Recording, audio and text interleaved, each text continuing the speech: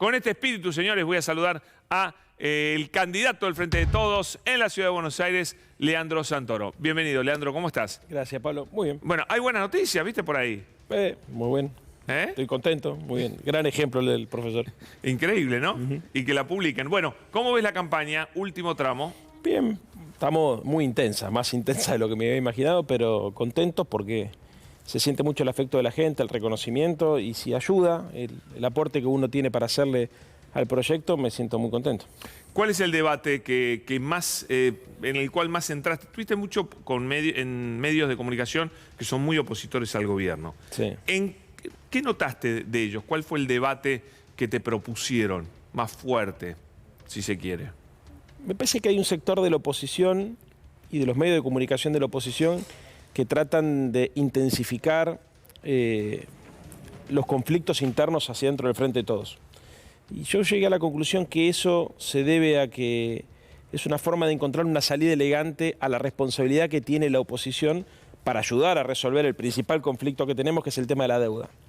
Entonces, como es muy irresponsable la actitud de Horacio Rodríguez Larreta de decir que no va a reconocer al kirchnerismo como actor legítimo para sentarse a discutir, y es muy irresponsable la posición del conjunto de Juntos por el Cambio, que no han hecho nada para tratar de colaborar con la resolución de ese conflicto, me parece que hay un sector de la oposición y un sector de los medios más duros que lo que tratan de hacer, duros contra el gobierno, que lo que tratan de hacer es justificar esa irresponsabilidad que verdaderamente es increíble, es antirrepublicana, tratando de mostrar que hay lío enfrente para salvarlo. Como hay diferencias en el gobierno, nosotros podemos prender fuego todo, ¿no? Exactamente. Bueno, lo que pasa es que el problema que tenemos con esta deuda es que la contrajeron ellos, asumieron compromisos absolutamente insostenibles en el tiempo, y ahora cuando nosotros estamos tratando de resolverla, no solamente no colaboran, sino que además ponen palos en la rueda y declaran cualquier cosa. Entonces se complica muchísimo. Creo que en cualquier democracia seria, que un candidato importante o que un líder político importante niegue la posibilidad de ponerse de acuerdo con un partido democrático en el marco de una república democrática, implicaría el desconocimiento de las reglas básicas de juego, que es que vos podés tener diferencias con un actor político, pero si tu país y tu presidente, elegido constitucionalmente, te convoca a tratar de ayudar a resolver esos problemas estructurales, si sos un demócrata no podés rehusar esa invitación. ¿Cómo viste el protagonismo que ha tenido, porque fue a un medio de comunicación, porque fue a declarar, por todo el lío que hubo con la declaración y demás, este protagonismo de Macri en la última semana de campaña, medio insólito, ¿no? Mira, yo quisiera saber qué hubiese pasado si Cristina le tiraba el micrófono a TN de cara a la opinión pública, ¿no es cierto? Hubiese sido como un problema gigante, hubiesen todos los medios de comunicación en cadena. Bueno, es muy evidente la doble vara, Pablo, o sea, se minimiza, cada vez que Macri hace algo, dice algo, se minimiza, como cada vez que algún dirigente de la oposición dice cualquier cosa, se la minimiza y se la desdramatiza. Bueno, puede ser que en algunos casos tengan razón en desdramatizar algunas cosas, pero cuando es sistemático ya da para la desconfianza, ¿no es cierto? O sea, no puede ser que digan que quieren meterse en la línea de sucesión presidencial violentando un pacto tácito de la democracia, que es que el presidente de la Cámara de Diputados le toca al oficialismo. Tiran que quieren ir por la presidencia de la Cámara, no pasa nada. Después agarran y dicen que si los invitan a discutir, ellos no se van a sentar a discutir porque no tienen nada que discutir con personas a las cuales no le confían, desconociendo la legitimidad política de nuestro espacio. Después, cada vez que tenían que proponer algún tipo de solución al problema de la pandemia, lo único que hacían era sembrarle dudas a la gente sobre la posibilidad de que el gobierno haya querido cobrar una coima, y entonces por ese motivo no venían las vacunas de Pfizer, y que entonces por problemas ideológicos no venían las vacunas de COVAX. Y todas cosas así que me parece que lo que terminan provocando es que la sociedad enloquezca y que un sector de la política, lamentablemente, termine en una posición antirrepublicana, o sea, entrando en contradicción con su propio discurso. Ahora, ¿qué pasará por la cabeza de la gente de Juntos por el Cambio que no repudió, que no puede repudiar, no sé, por ahí esto vos sabés mejor cómo se maneja la política interna, que no puede repudiar lo que hizo Macri? Hoy no salió tampoco nadie a repudiar la barbaridad que dijo Patricia Bullrich sobre la lo de salud Patricia Cristina. es increíble. Y que no sé qué decirte, Pablo. No sé qué decirte. Evidentemente ahí hay una interna de la derecha entre la ultraderecha y la derecha tradicional, donde los sectores más duros le fijan la línea a los sectores más moderados. Entonces, seguramente, no sea cosa que por temor a que después le digan que son tibios o dialoguistas, ¿viste? No se quieren meter en esos problemas y prefieren no opinar. Pero mira, a mí que no opinen sobre este tipo de cosas me preocupa poco, sería mejor que opinen, ¿no es cierto? O sea, que condenen, como nos pasa muchas veces a nosotros, incluso muchas veces me pasa a mí, que me preguntan por cosas, errores que comete nuestro propio espacio político y tengo que salir a decirlo. ¿Y vos repudiaste? Sí, por supuesto. Pero me preocupa más que no hablen de política, Pablo. Mirá, a mí el vacío del discurso de la oposición me asusta, porque la verdad, ¿viste? No se trata solamente de decir lo que no querés hacer, se trata de proponer soluciones, teniendo en cuenta que el grueso de los problemas que nosotros tenemos son problemas que se generaron durante la gestión de ellos. ¿Viste? La Argentina entra a la pandemia con 54% de inflación, y yo me tengo que bancar que me vengan a decir cómo se baja la inflación. ¿Por qué no la bajaron ustedes cuando no había pandemia? La Argentina tenía problemas de actividad económica durante por lo menos 4 años, los últimos 4 años, de los cuales 2 eran gobernados por ellos, ¿no es cierto? Y tampoco había pandemia. Y me tengo que bancar que nos digan cómo hay que recuperar la economía, cómo hay que generar empleo. ¿Por qué no generaron empleo cuando no había pandemia? Y lo mismo sucede con el tema de la deuda externa, que para mí, insisto, es el conflicto de la economía argentina. Pablo, para reactivar la economía y para estabilizar los precios necesitamos dólares. Sí. La presión sobre el tipo de cambio que estamos viendo todos los días, que además vos sos un agudo lector de los diarios y te das cuenta que en los medios hegemónicos es el tema predominante. La idea de que la Argentina tiene un conflicto con el tipo de cambio, que hay especulaciones sobre que el futuro va a estar más caro, bueno, bla, bla, bla. Se explica básicamente porque nos dejaron un cronograma de vencimiento imposible de sostener, con una deuda de un volumen enorme a pagar en muy poco plazo.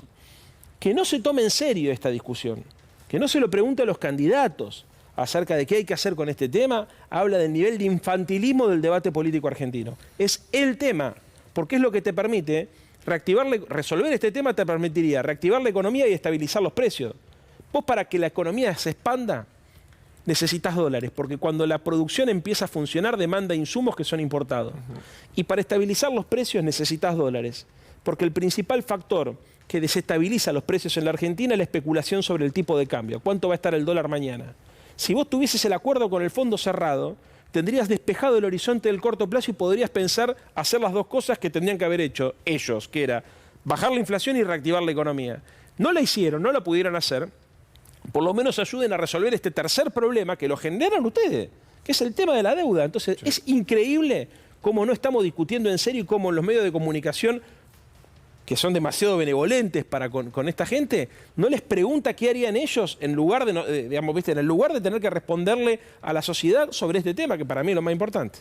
Señores, sí, Cintia. Me quería preguntar qué tal, Santoro, porque retomando algo que decías vos, Pablo, respecto de los socios del Juntos por el Cambio que no se han pronunciado por algunos episodios de estos últimos días, y quiero referirme a la raíz política de Leandro Santoro, que es el radicalismo. Justamente, ¿qué pasa con este radicalismo que no se ha pronunciado sobre estos episodios, las acciones de Macri, los dichos de Patricia Bullrich, pero tampoco, y me parece que esto es lo central, se ha pronunciado sobre este acercamiento y la eventual deriva que va a tener Juntos por el Cambio en confluencia con Javier Milei, es decir, con la extrema derecha? Porque uno suponía, en la historia reciente, que peronismo y radicalismo, con sus luces y sombras, oficiaban de contrapesos mutuos en la política argentina y confluían en el centro. ¿Qué pasa con esta virtual desaparición de la UCR? No lo sé. Mira, Milei declaró la semana pasada en el canal de La Ciudad que él se compró un muñeco para practicar boxeo y que le ponía la careta a Raúl Alfonsín. Sí. Es verdad. Sí, sí, que los radicales no digan nada.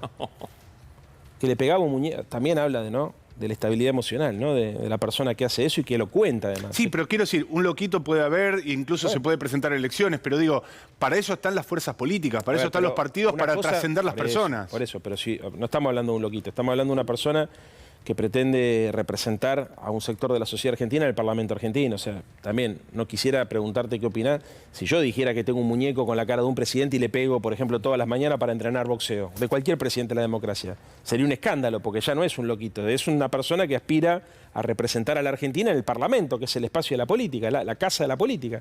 Es una locura esto. Pero bueno, y en relación a por qué no opinan, a mí, te digo francamente, a mí me dolió obviamente las declaraciones de Patricia Bullrich de hoy en relación a Cristina, me duele todo esto que estamos contando acá, la falta de estatura moral de algunos dirigentes en relación a dejar pasar cosas que son graves. Pero lo que más me duele es que no hablen sobre los problemas de los argentinos y de las argentinas, que no hablen de lo importante. Y la verdad es que yo no sé si tomamos dimensión del problema en el cual nos dejaron y de la dificultad que significa tener que estabilizar una economía como la nuestra teniendo la guillotina la hoja de la guillotina sobre la cabeza como es la posibilidad de un default. No es joda. ¿Me dejas mostrarle una cosita a Leandro? Sí, claro. Y voy con tu pregunta? Sí, claro. Porque, bueno, siempre se habla de el blindaje a Horacio Rodríguez Larreta, que siempre la pasa bien en los reportajes y demás. Hubo un incidente en un reportaje donde me parece que no la pasó bien. A ver, ¿lo mostramos? Bueno, no estoy para esa pregunta, contestó. ¿No tenemos el video? ¿Es sin video? Es así. Bueno, la predisposición y buen ánimo de Horacio Rodríguez Larreta durante la entrevista con el diario se diluyó con la última pregunta cuando se le intentó consultar sobre su relación con las supuestas coimas en el PAMI y la muerte del reconocido médico René Favaloro. Le preguntaron por eso y él dijo, no, discúlpame, no tengo absolutamente nada que ver con eso y no estoy para esa pregunta. ¿Tenés opinión sobre esa historia? No tengo opinión. Insisto con lo mismo. Ya se hace un rumor sobre este tema. La verdad, Pablo, a mí que me digan cómo hacemos para responderle a la gente que te dice que tiene miedo de perder el empleo, que te dice que tiene miedo que la plata no le alcance. ¿Qué van a hacer con las tarifas, Pablo? Porque cuando estos tipos te dicen... Aumentarlas. Bueno, Si lo dijo Macri. Cuando te dicen que hay que hacer un ajuste fiscal porque la emisión monetaria, qué sé yo, el déficit en peso y todo, como si fuera tan sencillo. Esto traducido al criollo es que te van a aumentar el precio de la luz, del gas y del transporte, que son las tarifas que están subsidiadas.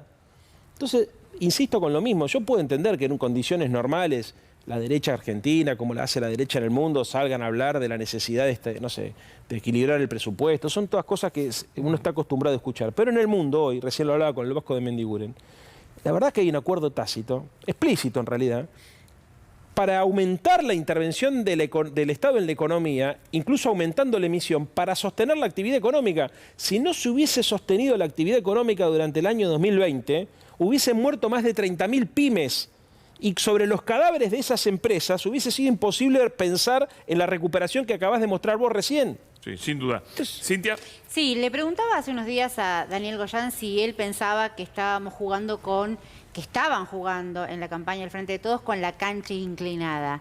¿Qué pensás? Que sí. Mirá, insisto con lo mismo. O sea, está claro que hay una vinculación entre Juntos por el Cambio y el poder económico real, ¿no?, concentrado en la Argentina.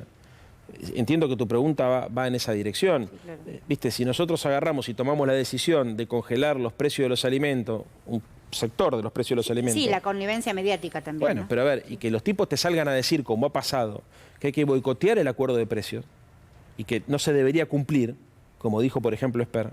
Están diciendo directamente que para provocarle un daño electoral al gobierno es necesario que los supermercados y las empresas productoras de alimentos suban los precios de los alimentos. Yo no lo vi nunca esto. No pasa en una democracia normal que un candidato dice, para que le vaya mal al gobierno, ojalá que los formadores de precios suban los precios de los alimentos y al día siguiente no pase nada. A mí lo que me asusta es la naturalización de esta berretada. ¿Viste? Ahora, Leandro, otro tema en esta línea es lo que va a pasar el 15 de noviembre, ¿no? El día después de las elecciones, si le va bien o si le va mal al Frente de Todos. Te pregunto, ¿vos qué crees que va a pasar? Tanto si le va bien como si le va mal. Mira, yo creo que nos va a ir mejor. Igual nos vaya muy bien, nos vaya más o menos o nos vaya peor. La Argentina tiene que encontrar consensos y el presidente va a trabajar para buscar esos consensos. Porque, por ejemplo, insisto con lo mismo, el tema de la deuda no la va a pagar solamente Alberto Fernández, la va a pagar el próximo presidente, sea Alberto quien sea, y el próximo y el próximo. Pero hay que renegociarlo ahora. Entonces, Pablo, la verdad, O sea, lo que va a hacer el gobierno es buscar un acuerdo. El gobierno va a gestionar y va a tratar, ya lo comunicó Sergio Massa, la necesidad de encontrar, porque además yo creo que de cualquier manera la correlación de fuerzas en el Parlamento, salvo que nos vaya muy bien y que entonces sí tengamos mayoría parlamentaria, que sería la situación ideal, se va a tener que encontrar acuerdos en el Parlamento, ¿no? Pero hay acuerdos que exceden inclusive la necesidad de sancionar leyes. Hay acuerdos que son necesarios para estabilizar la economía, la macro, acuerdos que son indispensables para imaginarse cómo hacemos para gestionar una sociedad que tiene este nivel de polarización.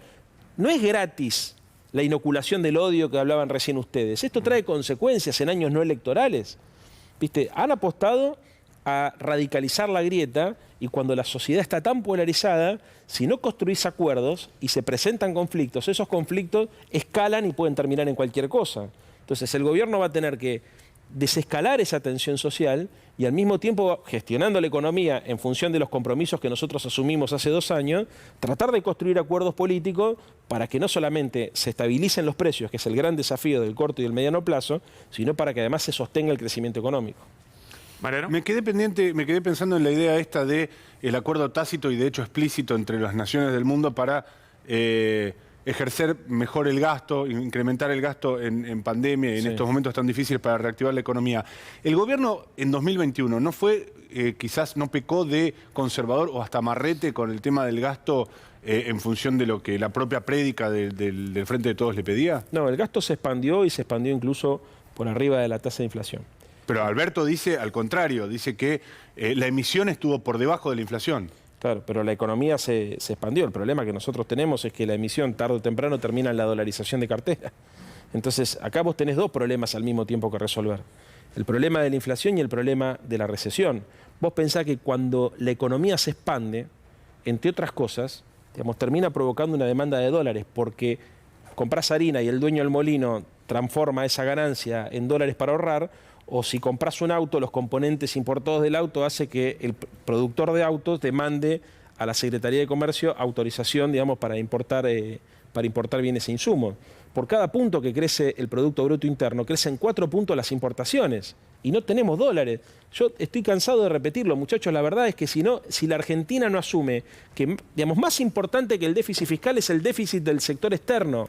Si la Argentina quiere mantener un proyecto de crecimiento económico de mediano plazo, lo primero que tiene que tener son los dólares para bancar ese crecimiento económico.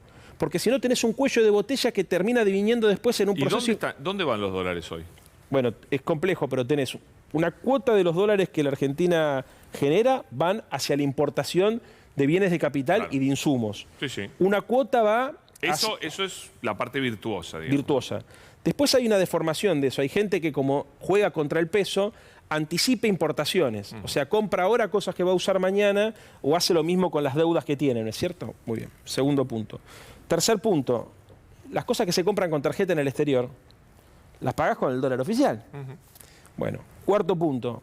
El turismo ahora, así como va a haber turismo nacional, hay un millón de turismo que va a ir exactamente, hay un millón de personas que en general en la Argentina suelen viajar al exterior. Después tenés lo que ya conocemos, el contado con liqui, y tenés además la dolarización, digamos, con otros instrumentos financieros. Y cuando te querés dar cuenta, viste, lo más importante para mí a resolver en toda esta historia es que es algo que por ahí no lo tenemos lo suficientemente claro los que tenemos una mirada heterodoxa, keynesiana, inspirada en Marcelo Diamant y en todos estos autores que a nosotros nos gusta leer, que es que la Argentina, para sostener la expansión de la economía, tiene que resolver el problema de su sector externo, porque la expansión, vos recalentás la economía, la gente consume más, y ese consumo, por estos 2 procesos que te comentaba recién, demandan dólares. Si quieren saber, mira, yo no soy amigo de él, pero lo respeto mucho. El que mejor explica esto es Alfredo Zayat, que es el que mejor explica este proceso. O lo tenemos en cuenta esto, por eso es tan importante la deuda, porque a ver, la deuda no es solamente lo que tenemos que pagar de la plata que se fumaron los que especularon con la timba financiera. La deuda es lo que te va a permitir domar la inflación y sostener el crecimiento económico. Si no resolvés lo de la deuda, no podés avanzar en estos 2 procesos. Pero vos te olvidaste de que también tenés que separar unos dólares de los que vos dijiste de dónde se van los dólares. Necesitas separar unos dólares para pagarle al fondo. Bueno, por eso encima de todo. No, a ver, eso es, Pablo, mira, se supone que para que la Argentina crezca 4 puntos del producto por año se necesitan 25.000 millones de dólares. El año que viene habría que pagarle solamente 19.000 millones de dólares al fondo. Después otros vencimientos que también hay. No los tenemos. Hoy líquidos, ¿cuánto habrá? ¿4.000, 5.000, 6.000? No sé cuánto habrá. Porque pero todo el año entran dólares. Sí, también, entran, ¿no? pero entran, y demás. Entran, pero también salen. Y después los que te lo tienen que liquidar también juegan. Porque si te retrasan la liquidación, por más que el Estado esté activo, a ver, siempre la discusión es, siempre lo que entra es menos de lo que necesitamos, siempre. ¿Por qué? Porque eso se llama estructura productiva desequilibrada. Lamentablemente la industria, cuando se calienta, consume muchos dólares. Cuando empieza a producir, es increíble esto que voy a decir, pero cuando queremos exportar, también necesitamos importar. Sí. Funciona así.